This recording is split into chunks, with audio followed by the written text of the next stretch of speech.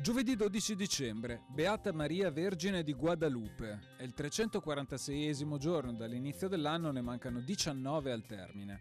Il sole sorge alle 7:41 e tramonta alle 16:28. La luna si leva alle 16:53 e tramonta alle 7:39.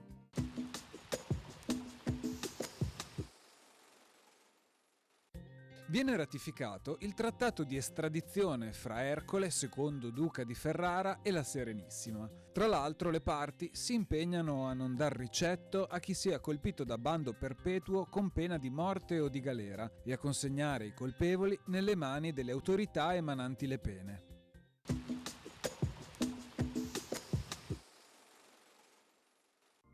Le previsioni per domani. Nella prima metà di giornata cielo molto nuvoloso o coperto con estese precipitazioni su pianura, coste e zone limitrofe.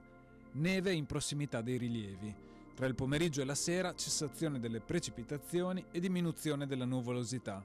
Temperature con andamento irregolare.